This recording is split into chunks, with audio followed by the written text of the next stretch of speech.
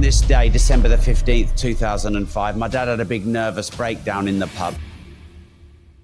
And I managed to get him out of the front of the pub away from the customers, but they were all looking through the window and I was shouting at my dad, "Dad!" And he was just like he couldn't hear me. Rob Moore is the entrepreneur behind Progressive Property and host of Disruptors podcast. From scale to content to income streams, expect sharp, usable insights. He was gone. If you're not hard on yourself, the world will be hard on you. Everything is my fault. What would I have wanted to do a couple or 5 or 10 years ago? Right, who's to blame? What person, what staff member? So I think your life changes when you take full personal responsibility. You know, your health, your wellness, your relationships, your bank account, it's all your fault. People sometimes say, you know, money doesn't make you happy. Hi, and welcome to the Swedish Wealth Institute podcast, where our mission is to connect you with the top entrepreneurs, investors, thought leaders, speakers, and mentors so that you can take control over your financial future and build the life on your terms. I'm your host, Daniel Wood, one of the founders of the Swedish Wealth Institute, and today's episode is going to be absolutely amazing. We're joined by Rob Moore, who is one of the most successful property investors in the UK. He's a best-selling author, host of the Disruptors podcast, where he's interviewed over 26 billionaires. He's a founder of Progressive Property and is very known for his raw, unfiltered approach to business, wealth, and mindset, as you will see here in the episode. He's built multi-million pound companies, mentored thousands of entrepreneurs, and proven time and again that success favors those who take bold, decisive action. We're always trying to make sure that you get all the tools you need to reach your goals and to take that next step. And we want to reward you as an action taker and for listening to this. So we've prepared a very special surprise for you today. You can now, in the show notes, click a link to claim 2 weeks free access to the Swedish Wealth Institute community, where you can connect directly with other people from all over the world who are on this journey together, connect directly with mentors, access exclusive trainings, and join us on our monthly Zoom calls where you can ask questions directly of mentors, set your goals, find accountability buddies, and take that next step. So you'll find the link down below for your 2 weeks free access to the Swedish Wealth Institute community. Now, before we start the episode, please make sure you follow and subscribe so you never miss an episode with legends like Rob Moore, Robert Kiyosaki, Jack Canfield, Les Brown, Nick Vujicic, and many more. So get ready to challenge everything you think you know about money, success, and freedom, because this is Rob Moore and the Swedish Wealth Institute podcast.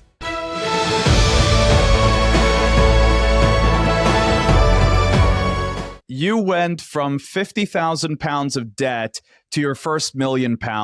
What were the 2 behaviors you had to drop in order to make that change? I had to stop thinking that I was a victim and that the world was against me and that I was unlucky and that life was unfair, because that's how I felt for 26 years and 11 months of my life, Daniel. And then I had to stop thinking that rich people were greedy and screwed everyone over, and that the love of money is the root of all kinds of evil, as it says in the Bible. And I had to let go of all my baggage and jealousy and envy of rich people. You know, I loved Rage Against the Machine and Radiohead, and I hated people who wore suits and, you know, were yuppies. And I just always thought if you wanted to get rich, you either had to be a drug dealer or you had to screw people over like billionaires do. And of course, I was completely wrong about both of those things, Daniel. What was the moment when you realized that and really started to make that change? Do you remember that exact moment? Well, I remember what changed my own mindset, and that was on December the 15th, 2005, because my dad, he got me working in his pub, his bar, age 6, and I loved it.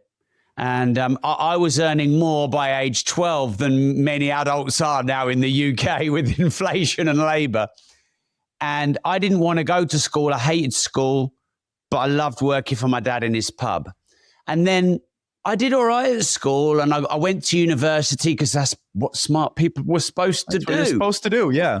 As it turns out, that was a really bad decision for me. I got a degree in something I've never used since, and I built up 50 grand's worth of debt, and I went back to work in my mum and dad's pub just to figure out what I'm going to do with my life. And 3 years later, I'm still there and still in debt. And then on this day, December the 15th, 2005, my dad had a big nervous breakdown in the pub, Daniel, and he, in front of probably 70 or 80 customers, he kind of had almost like an epileptic fit. And it was like he was possessed. You know, when you see those films when people are possessed and their eyes roll in the back of their head. And I managed to get him out of the front of the pub away from the customers, but they were all looking through the window, and I was shouting at my dad, and he was just like he couldn't hear me. He was gone. And the police turned up within a few minutes. Someone had obviously called the police, and the police beat him up. They put him in an armored, semi-armored police van. They arrested him, sectioned him, and put him in the mental institution section of the local hospital. And this was not long before my 27th birthday. And I just watched it happen outside. The police just beating him up. And I remember feeling a lot of shame. And for that week or two after, I was just beating myself up, hating myself. But then I remembered, well, my dad had said to me, you know, you should get into property, son. But I was like, well, I don't have any money, and only rich twats get into property. And and then a gallery owner who was hanging some of my part-time art was like, you should get into property, Rob. So I guess because I was in more debt, and I would have gone bust. And what happened with my dad was making me feel like a real low point in my life. So I just went along to this local property meeting, and there was only like 12 people there. And at the end, I stayed, and I didn't really like networking then, and I was quite introverted. And the last person I met there is my business partner today. We're just about to celebrate 20 years in business together. And so that day changed everything, or those couple of weeks, and that day was the trigger. In those last 20 years, the first thing I did was I got out of debt, and it only took me a few months to get out of debt because I changed my behaviors because I was now around a rich person who was teaching me rich people's things, not broke people's things. By the end of that year, I'd made 100 grand clear, and we owned 20 properties that we bought with his money. The next year, we bought another 30 with his and his family's money. So now I'm on 50 properties, and I'm earning six figures. I became a millionaire by age 31, a decamillionaire by age 35. You know, and in pounds, it's quite a lot. In dollars, it's less. Now we have 348 properties property units in our portfolio. We have the UK's largest property training business called Progressive Property. I've just finished my 20th book. I write books on business and property. I retired my parents about 15 years ago, bought them a car, bought them a house, and I pay for all their private care now. Because, you know, people sometimes say, you know, money doesn't make you happy. Might not make you happy, but it can look after your family for the rest of their life. It can retire your kid, your children, you know, in their next generation. It can retire your parents. And that's what it did for me. So that's when it all changed. Oh, I love that. So coming out of that initial meeting, what did you do from, you know, that property investment meeting? What did you do in those first 72 hours? Like what happened? Well, it's funny because like I actually remember, and this was 20 years ago, but my business partner had given me 3 books to recommend, and he wasn't my business partner then. I'm just a random guy he's met. Rich Dad, Poor Dad, Think and Grow Rich, and Richest Man in Babylon. 3 classics. 3 of my absolute favorites, yeah. I mean, they're the only better book on money that's ever been written is mine, called Money. Other than that, we'll get to that. We'll get to that one. Let's focus on the timeless classics. Yes, then we'll get to the new age. Absolute timeless classics. And how lucky was I that one person I met at a networking event recommended all 3. Anyway, I hadn't read a book since Fantastic Mr. Fox, written by Roald Dahl at the age of 12. And since then, I'd never read a book because I didn't really enjoy reading. But in the next 72 hours, Daniel, I read all those books. And then when I went back and saw this guy the week after, he said, look, come into the office. So here's something else I did, Daniel, which I don't think people do anymore. But, I went to an actual physical networking event and met people because a lot of people on the internet not meeting people. But importantly, I got swap business cards with everyone and I followed up with everyone after. It's just basic stuff, but most people don't do this. And I think what impressed him probably was that he told you to read these books. You came back a week later and said, hey, I've read all 3 books. What's next? Well, this is it. Because I went back and met him a week later and he said, did you read the books? And I went, yeah. And he said, what's the difference between an asset and a liability? And I told him, and he said, what's one of the most fundamental laws of money in Richest Man in Babylon? I said, pay yourself first. And he tested me. I'm like, why are you testing me? But I since learned that he was looking for a business partner. I didn't know this, but he gave me these books as a test. And I passed the test. And that changed your life. It changed my life. It's made us nearly £300 million since in sales that we've done. So it changed that was a my smart life. test. It proves his test worked too, right? You made 350, so did he. So obviously his screening process worked. So let's talk about your book then. Money, Know More, Make More, Give More. Can you give us in 3 steps for a 90-minute sprint, what should we do from your book? Okay. So the first thing is that self-worth equals net worth. Everyone's heard that your net worth equals your net worth, and that is true. But if you don't believe in yourself, why should anyone else? If you don't invest in yourself, why should anyone else? You will never have a high net worth with a low financial self-worth. And that's why in The Richest Man in Babylon, they say, pay yourself first. Feel worthy enough to pay yourself, before all the bills and direct debits. So I would say step 1 is to work on your financial self-worth. Then step 2 is if you want to make more money, you need to provide more value. And money comes after value. So a product, a service, an idea, some information, you have to create something that other people want. And they want not just because they like you or because they're just your friends and family who are kind. They actually want, and they prove it by paying you. So value comes first. That would be the second thing you should do. Then I think the third thing you should do is understand that the 2 most important roles that you can do if you want to start to build wealth is marketing and sales. And most people who are starting a business or a side hustle or are in their job, they're just doing the admin, the operations, or the things that are safe and comfortable. But marketing is generating qualified leads at volume, and sales is converting those qualified leads at volume into money. And without those, you don't have a business and you don't have money. So they would be the sort of the first 3 steps, I would say, taken from my book, Money. So now you've built multiple 7, 8-figure companies. What is the most expensive scaling mistake that you've made in that journey? Well, lockdown didn't help me, Daniel. And I'm going to take responsibility for this. So when lockdown happened in the UK, we had some quite Orwellian laws, and you couldn't leave the house for a long time. It was illegal to run our business, and I sort of semi-complied and semi-rebelled. But that's for another podcast and what I might do next time. But it really disrupted my business, Daniel, because I had 100+ staff. We had to let a lot of them go. Some of them came back on furlough. We had to reduce our overhead from $1 million a month down to $350,000 a month in 2 to 3 months, which is quite that's a ruthless exercise that you don't really want to have to go through. And actually, my business now has recovered and it's better, but it's definitely taken its pound of flesh out of me. But what I now realize is that I should have been ready for that. And then some people say, well, Rob, you can't be ready for something that happens once every 100 years, which is a lockdown, because that's about how often it happens. Well, actually, you can.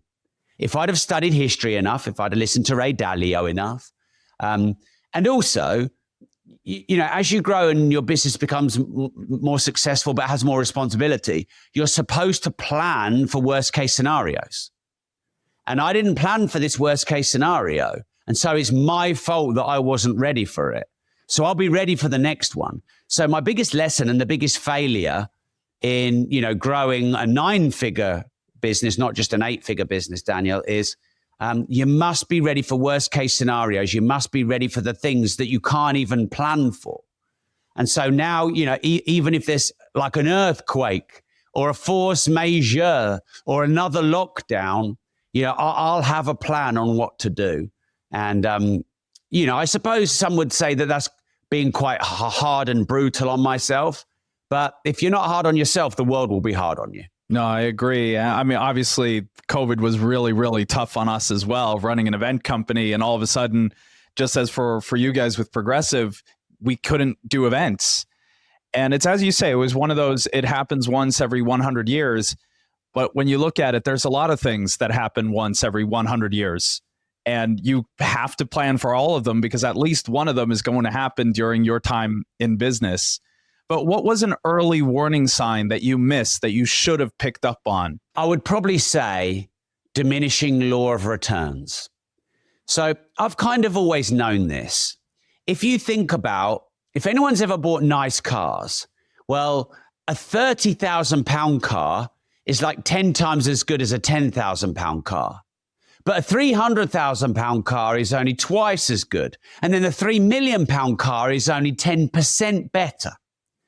And in anything you do, I love hi-fi and I've spent millions of pounds on amazing sound systems. The first $5,000 you spend is like 10 times better than your Bluetooth speaker. But then when you get your £1 million hi-fi, it's only 2% better than your 100,000 hi-fi. Well, this is the same in business. What happens is your costs go up and up and up and up, and the amount of staff you get go up and up and up and up. But your profit margin doesn't go up by the same percentage. In fact, sometimes your profit margin reduces and reduces and reduces the more overhead you add on. My business partner hates fixed costs. He hates having overhead. He hates having wastage. I'm more of a let's grow, let's take over the world. I want to be in every country. But the diminishing law of returns, I didn't ignore, but I didn't respect enough in my high growth years. And so there was a lot of wastage. We wasted hundreds of thousands on ads where the cost per click or the cost per conversion got way out of hand. But we're like, it's all right. We've got money, and we're in growth mode. So I would say if anyone's in growth mode, be careful not to get trapped like I did like that. Right. So what do you do differently now that you've kind of learned that lesson? I think, one thing is you could grow a bit more steadily and progressively. Do you actually do that? Do you take your own advice? Yeah. Do you know what I was just thinking as I said it? I probably, if I had a chance to grow aggressively, I'd probably do it again. All right. So option number one is, you allow compounding to help you grow steadily over time. And you're patient. That's option one. Option two is when you're going to go into high growth mode, just spend some time planning and testing your systems. And, you know this, Daniel, because you run massive global events all over the world. And I bet you sometimes you've had your biggest registrations and then some software there's been something that's broken or whatever. So it probably is better to do, for example, do a test launch first. All right, we're ready to grow. We're going to spend our most on ads. We're going to go global. All right, fine. But do a test launch first. I remember once, Daniel, we were blowing up on our Amazon courses, our e-commerce courses. We were one of the first in the world to run these courses back in 2015. And we'd hit our Zoom limit of, I think, 5,000 registrations. I think then was a limit before you go up to a new account. And my business partner at the time was like, screw Zoom. We're going to go on to Webinar Jam. Webinar Jam's got all these functions and features. It's so much better. We've got no limit anyway. I was a bit like, we've never tested Webinar Jam before. Sure, we don't want to just do a little test first. So no, let's go. Anyway, we got something like 15,000 registrations. And this was back in 2015. And we weren't the size that we are now. And anyway, it was all going good. And Daniel was, my business partner was also called Daniel at the time. He was going over time a bit. As you know, the sellers do a lot, go over time, you know that. And he was just getting into his pitch and the webinar ended, because if you set an hour on Webinar Jam back then, it shut down after an hour. And we had 15,000 people who probably back then we were converting at 20%. So 3,000 people at $2,000. We lost because we didn't test Webinar Jam before. So now anytime I do a webinar ever, I test it first. Yeah. Oh, that was a painful way of learning that lesson, wasn't it? Yeah. Yeah. Oh, wow. All right. So you run the Disruptors podcast. You've interviewed billionaires, amazing people. What was one speaker and a lesson you got that made you change your habits or your actions already the next week? Okay. So this is a controversial one, Daniel, but I know you don't mind this, but probably Andrew Tate.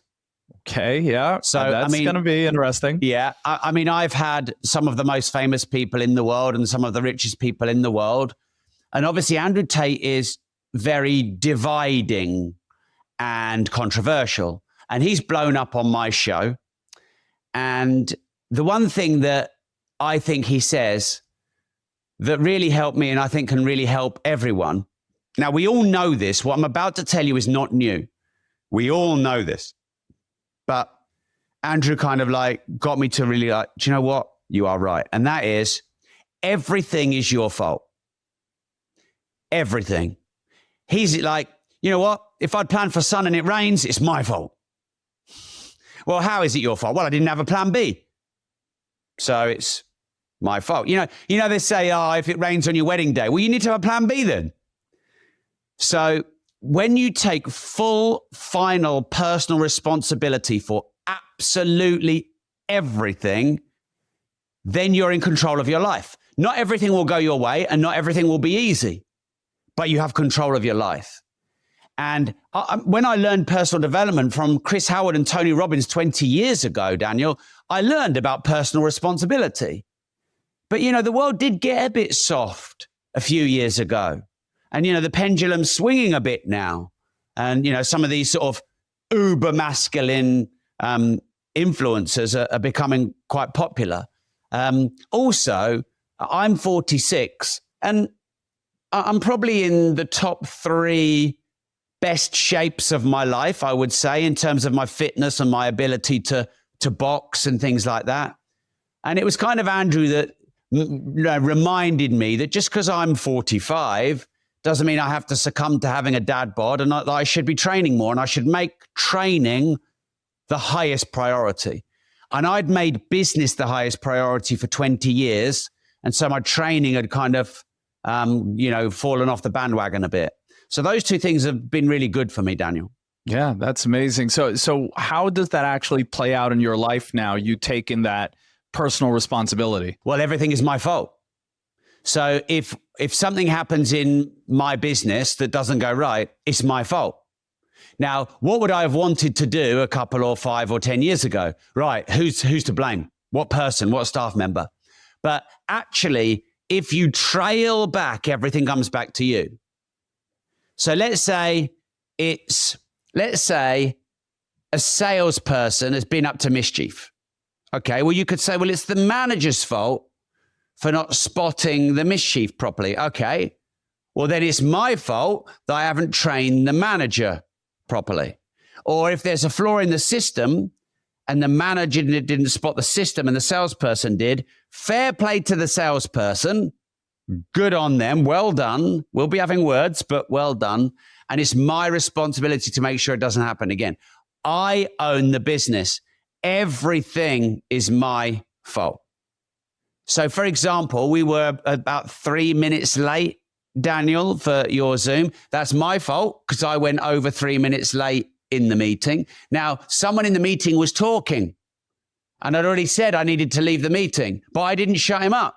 And if I'd have shut him up, we'd have been in here on time. And then there were some tech issues.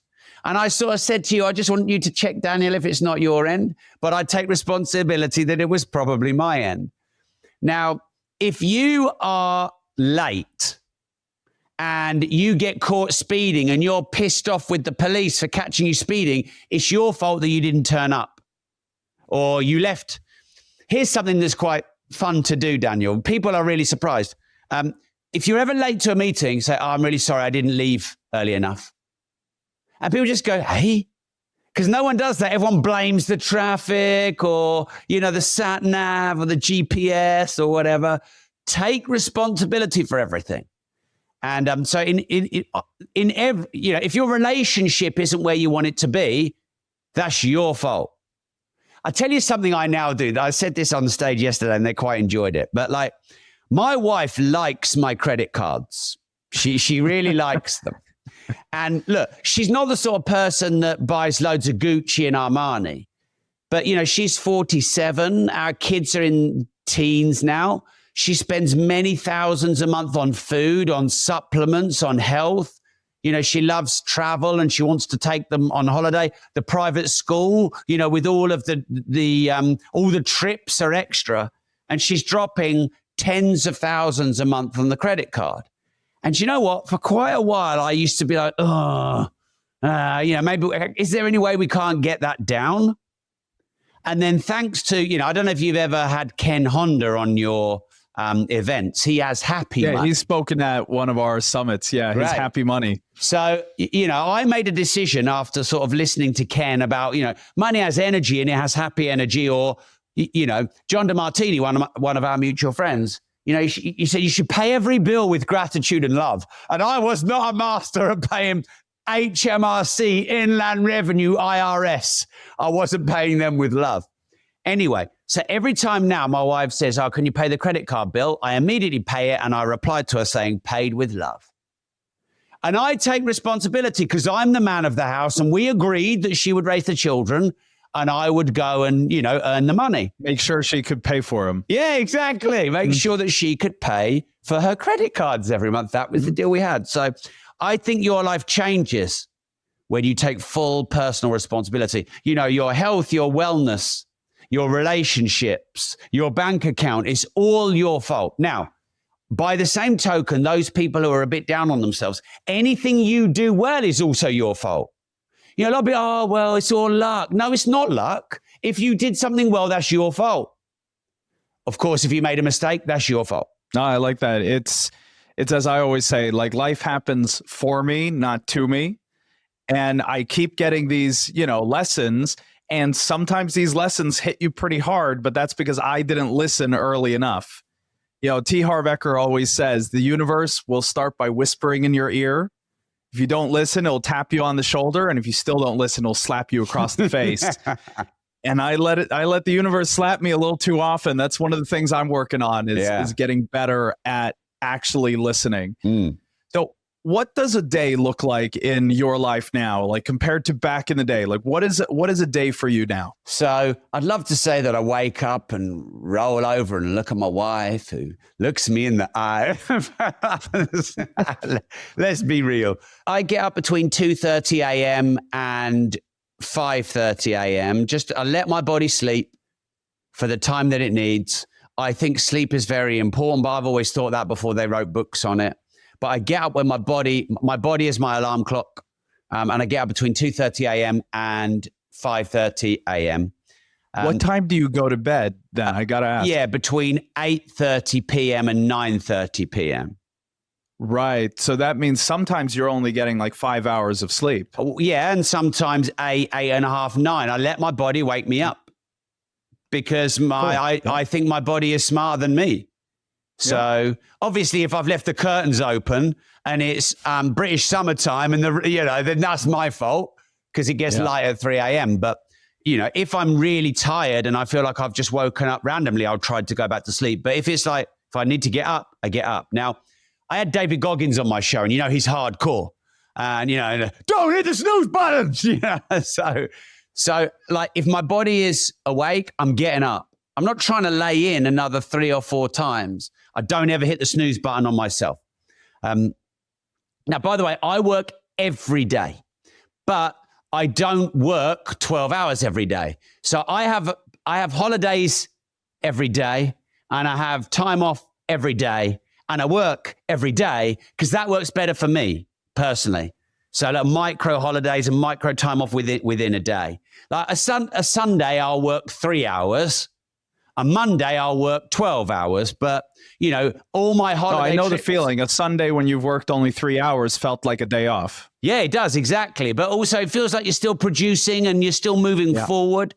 Now, by the way, you know, when I'm with my children, they come first. And if they need me, the work gets put down. But like a lot of people are preaching to you how you should work and live. No, you shouldn't design your own life. It's your life. And by the way, your business should serve you because you set up your business to design your life. So I actually wrote a book on this called Routine Equals Results, because so many people are like, oh, well, Robin Sharma says you've got to be in the 5 a.m. club and this and that. And like everyone's telling you what you should do. You should test and work out what works for you. I get up 2:30 to 5:30 a.m. I go down immediately and have the same coffee. It's really important, same coffee, because a good coffee can make you feel good. A bad coffee can make you feel bad. Then I plan my content on social media for about an hour. Then I instruct my staff on the tasks they need to do that day. I time it then because then my instructions are in their inbox when they get to the office. Then I'll do my boxing training. Then it's about 8:15, 8:30. Probably just do a little bit of admin. Then I'll go for a long walk and because I think the steps are important, and I'll get my second coffee. Then if it's an office day, I have 2 office days a week roughly. I do back-to-back meetings, probably from 10 till 3 or maybe sometimes 11 till 4. And then the rest of the day, I just sort of wind down and, I'll work a little bit, do a little bit, spend, the evenings with my family. On the days where it's not an office day, I will write and create content and do interviews, etc. And that's really the flow of my week. So a busy day will be kind of like 4 a.m. to 5 p.m. A not so busy day will be 5:30 a.m. to maybe 1 p.m. Then all my lunches, all my trips, all my travels to London, all of that, they're business trips. Obviously, it helps you with running your business efficiently. But also most of my friends are entrepreneurs. So I try and do a lot of that. I'm in a lot of masterminds now. So go to Dubai quite a lot to do my podcast interviews, London. So yeah, that's, I do the ice bar thing because I think that's important. I do the walking. I'm trying to get into meditation, but I need to work on that. I like it. It's very similar to what I do. I let my body wake me up as well. I tend to wake up between 5:30 and 6:30. So yeah, it's a tighter window. Yeah. And I go to bed at 9 and then I read for an hour. So I turn off the lights at 10 and I have, one of these rooms where, all light is blocked out, all sound is blocked out. And then it's a very similar day, a very similar flow of, sending stuff to the team, getting stuff done, getting the workout in, and then into meetings. So I like it. Great. Cool. So how about from your, training that you've done in progressive property, what do you see is like the most common mistakes that people do when they're starting up? Like, why aren't they succeeding when you're literally giving them the roadmap? Well, it's usually their past baggage. So if you think about, if anyone watching and listening thinks about anything that they've ever taught anyone that they know works and the person hasn't followed it properly, it's not because they can't follow instructions, because we all can. It's because there's some trauma, some belief, some environment, some parenting, some religion, something along the way that conflicts. So if you fundamentally believe that the love of money is the root of all kinds of evil, then you're going to have a lot of conflict when trying to become rich, if that's your goal. So it's usually their past. So I see my job. So I have Money.School, which has 13,000 lifetime members. My personal vision is to help as many people on the planet get better financial knowledge. And money.school is all the financial information that you should have been taught at school and university and as adults that you're not taught because it doesn't benefit the system. Here's what I know, Daniel. I know that the technical information is important, but it's no more than a third of the importance. Pay yourself first. Well, yeah, obviously. Save, then invest, then multiply. Well, yeah, obviously. But, if you don't like banks, then maybe you won't invest in real estate. Or if you think that landlords are greedy, you wouldn't invest in real estate. So at least 2/3 of the work I do as a mentor to possibly now millions of people on the subject of finances is what's your pain? What's your baggage? What's your trauma? And trauma doesn't have to be like extreme pain. It could just be, I remember I'd ask my dad for money and he'd often either throw it at me or get a little bit angry and give it to me anyway because he was annoyed that I asked. And just that little thing. And it was never abuse, Daniel. It was just, he was busy. So there you go. And then I remember as an adult being scared to ask for money. So all these little things can impact you. So yeah, 2/3 of my work is helping people go back to those roots of those things that they carry and just change the meaning of that. i.e., you're hanging on to the downside and you're forgetting the upside. Even a broken clock is right twice. Even your worst ex had some good things about them. And actually, sometimes you're with a partner in a relationship and it goes wrong. And it's years afterwards that you look back with nostalgia and go, actually, they were great, or it was me, or it was just the time. So, everything that's gone on in your life, I love what you say, Daniel, and I really agree with this. It doesn't happen to me, it happens for me. It's not in the way, it's on the way. 100%. I want to talk about our 3 favorite books, the Rich Dad, Poor Dad, and Think and Grow Rich, and The Richest Man in Babylon. And I love that you mentioned The Richest Man in Babylon because that one is kind of the lost of those 3 that not as many people know of. And I think it's absolutely amazing. I started reading it for my kids when they were like 3-4 years old, just because it works as a bednight story. One of the things I think a lot of people miss in all 3 of those is how much they talk about charity and giving back. What are your thoughts on that, and how do you implement that in your life? Yeah, so in my book, Money, I talk about the universal laws of money. And one of them is that money needs to flow. Like if you imagine if today we all decided to hoard our money and not spend anything. If no one today spent any money, the whole economy in the world would break. If just for one day everyone didn't spend any money. So as a universal law, money has to flow to serve its function. And actually, if you look at the history of the language, money is currency. Currency is from the Latin currere, which means to run or to flow. So you actually do have to give in order to receive. So yes, obviously giving to charity is kind. It makes you feel good inside. So I'm sure the universe will pay you back. But just on a basic level, I need to pay the butcher who pays the baker, who pays the candlestick maker. So yeah, hoarders never grow wealth. And also inflation reduces your money over time, which is why savers are losers. So I just take a sip of my drink. Because Robert Kiyosaki in his book, Rich Dad, Poor Dad, says savers are losers, i.e. saving money loses money because of inflation. So it's vital that you spend money to make money, that you give money to make money, that you donate money to make money. And also, I don't know if you remember I said earlier, Daniel, if you don't invest in yourself, why should anyone else? So let's say you're pitching to an investor and you want 100 grand to start your business. And the investor says, well, what have you invested in yourself? And you went, well, nothing. I'm just saving all my money because I want yours. They're never going to give you any. They want skin in the game.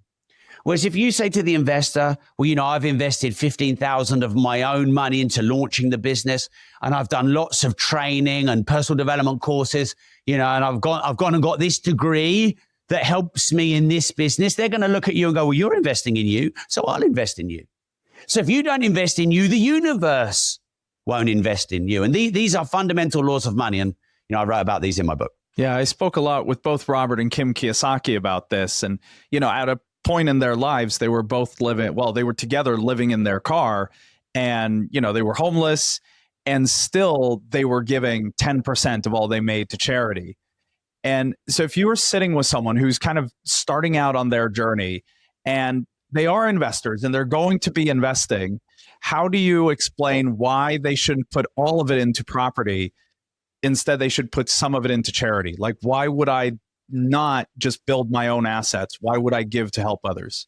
Okay, well, first off, there's two types of charity. There's the giving of money, but there's also the giving of your time. And actually, sometimes the giving of your time can be better than the giving of money. One, because you see the fruits of your time. Time is more valuable than money. And then maybe I shouldn't say this, but some of the charities you donate to, there's quite a lot of costs that come off before does all the money go to, where you've intended.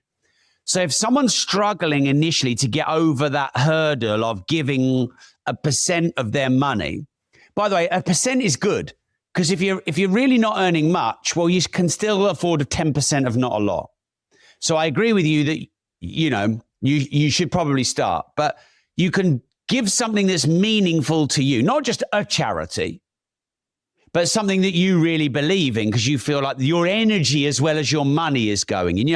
And Ken Honda talks about happy money, and Ryan Serhan, I think he says big money energy. So if you donate to something you really believe in as a cause, you're giving your energy as well as your money. But your time is more valuable than that. So spend 5 hours a week helping people, i.e., have a part of your business where you don't charge, or you run apprentice schemes, or just do basic stuff like soup kitchens and things like that. To me, Daniel, that makes me feel so much better than actually giving money. So, there's nothing that's more beneficial to you than feeling good about yourself. It's self-worth. Yeah, I think one of the big challenges when you give to a big organization like that is you don't actually see where it's going. It's helping kids somewhere, but you don't know which kid where.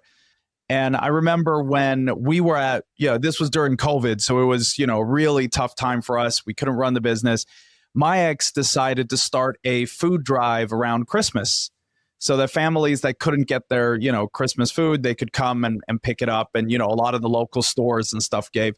So we didn't actually have to give the money. She put it together, and just being able to then actually physically see a family that wasn't going to be able to afford Christmas dinner come up and pick up a bag that had a full Christmas dinner for their family and a couple presents for their kids.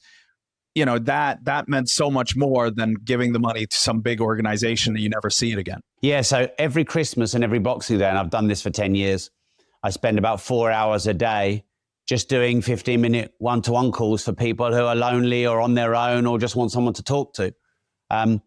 Outside of promoting that on Christmas Day and Boxing Day on social media, and outside of that, I don't promote that I do that. I don't tell people that I do that. But right, you just tell people that I'm available for a call now, come and do it. It's not a marketing gimmick. I open the presents with my kids and I have my Christmas lunch with my family. And then I take 4 or 5 hours and I go and walk around my city for 4 or 5 hours. And I post on Facebook saying for the next 4 or 5 hours, if you want to chat, if you're struggling, if you're a bit down, if whatever, and like, I remember one chap phoned me saying, he just lost his wife. He was alone at home. He didn't want anything from me. He just wanted to talk to someone.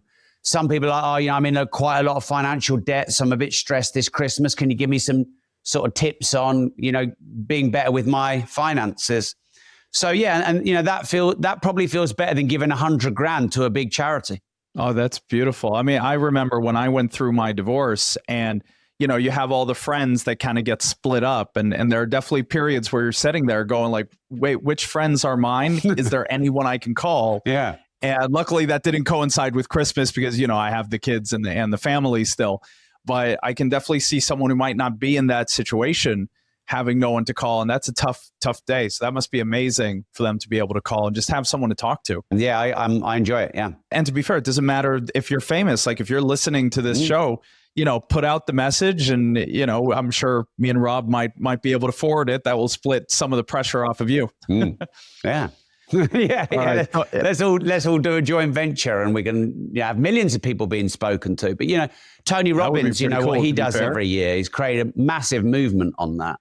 I didn't really want... that was what inspired our food drive for Christmas, was his Thanksgiving food drive that he does. I don't know, maybe it's just me and being British, but I never really wanted to use it as a marketing gimmick. I just wanted to do it. Maybe I should speak about it. No one outside of our island, well, I guess I spilled the beans now, but no one outside of our little island here in Sweden knew that this even existed. Like it's something you do to give back. It's not something you do to get attention. Yeah, exactly. All right, so we end every episode with a bit of a rapid fire round. So I'm going to throw some questions at you. You ready? Yeah, let's do it. All right. Worst money advice you've ever received? Save money and the banks will look after your future. That is a bad one. Yep. One unpopular opinion that you won't apologize for? That if you love work, you never have to take a day off in your life. Yep. I love that one. All right. If you lost it all and you were to rebuild it in 6 months, what's the first thing you're going to do? Call up the 26 billionaires I've interviewed on Disruptors.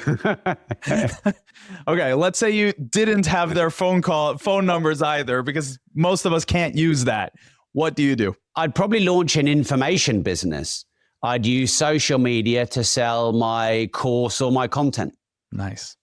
All right. We talked about this already a little bit, but you might have something else. So off camera, what do you care about that your audience rarely sees? Just that they're okay as a human being, because my business is teaching people about their business, but they are people and they go through divorces and they lose children and they lose parents and they go bust.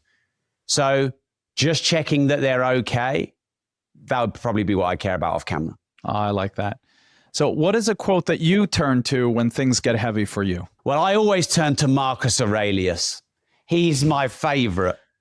Every man turns to Rome at some point during the day. Yeah. Isn't that the truth? Yeah. Well, I mean, if you think about it, those Roman leaders, that they would have lost loved ones. Maybe their children died in battle. So many children. Just imagine what they went through.